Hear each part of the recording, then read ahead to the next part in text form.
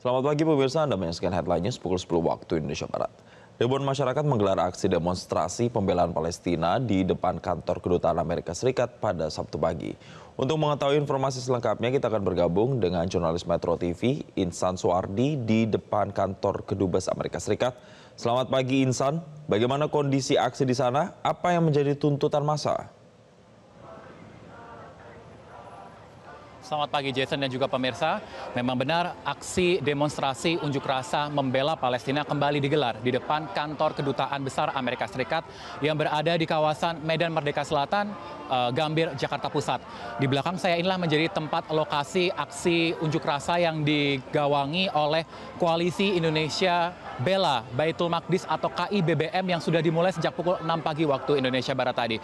Saya ingin perlihatkan kepada Anda seperti inilah aksi yang baru saja selesai tadi Jason pada pukul 10 waktu Indonesia Barat. Tadi kami melihat aksi ini berjalan cukup lancar, tidak ada ketegangan antara pihak pengamanan maupun dengan massa aksi demonstran yang tergabung pada pagi hari ini.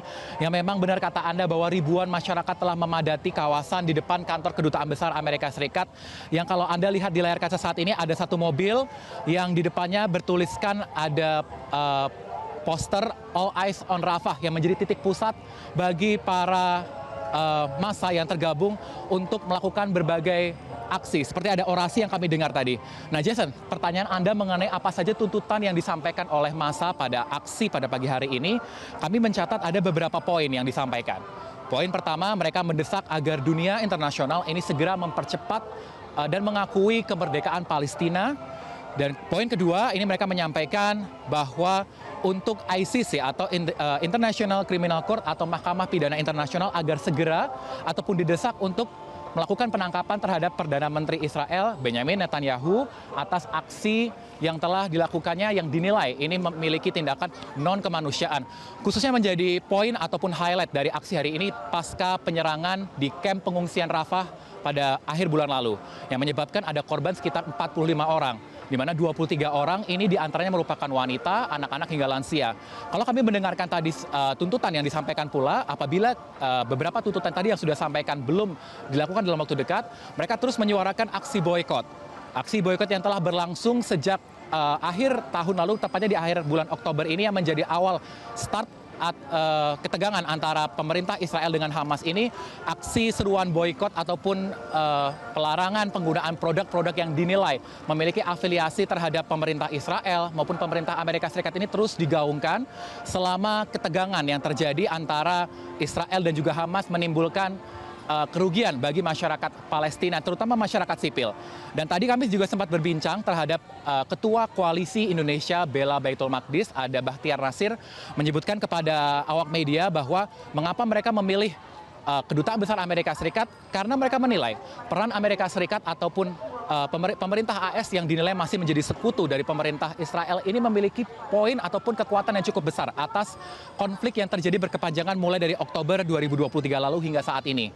Nah, kalau kita melihat juga, mereka juga mengecam ataupun mengutuk keras aksi penggunaan hak veto, di mana sebelumnya lebih dari 100 negara sudah menyetujui dalam Perserikatan Bangsa-Bangsa atau untuk mengakui secara penuh keanggotaan negara Palestina di anggota PBB, namun Amerika Serikat menggagalkannya menggunakan hak veto. Nah, poin inilah yang menjadi kekecewaan bagi masyarakat yang melakukan aksi unjuk rasa pada pagi hari ini dan diharapkan didengar oleh pemerintah Amerika Serikat melalui kantor Kedutaan Besar Amerika Serikat yang berada di Indonesia. Nah Jason, untuk pengamanan, kalau kami melihatkan sedikit kepada Anda, di tempat saya inilah menjadi lokasi steril yang telah diamankan oleh pihak kepolisian dan gabungan personil lainnya. Nah kalau kami tadi berbincang, ada sekitar 1.120 personil gabungan yang mengamankan aksi bela Palestina pada pagi hari ini. Dan mereka terus bersiaga untuk memastikan aksi demonstrasi berjalan dengan lancar, tidak terjadi ketegangan ataupun tidak terjadi kericuhan selama aktivitas aksi bela Palestina berjalan. Nah Jason, kalau Anda melihat beberapa dari gambar yang kami perlihatkan kepada Anda, ada beberapa spanduk-spanduk yang bertuliskan All Eyes on Rafah atau semua mata tertuju pada Rafah. Hal ini bentuk sebuah slogan yang muncul akibat penyerangan kamp pengungsian yang berada di Rafah atau bagian selatan Gaza beberapa waktu lalu, yang merupakan sebuah seruan ataupun sebuah bentuk solidaritas bagi masyarakat Indonesia dan masyarakat dunia atas apa yang terjadi pada masyarakat Palestina yang khususnya berada di kamp pengungsian Rafah atas serangan pemerintah Israel kemarin. Demikian Jason. Baik, Insan sebelum mengakhiri laporan Anda, tadi Anda katakan juga bahwa aksi sebenarnya sudah selesai pada pukul 10. Tapi kalau di belakang Anda, kami memantau masih ada aktivitas. Apa sebenarnya yang mereka lakukan saat ini?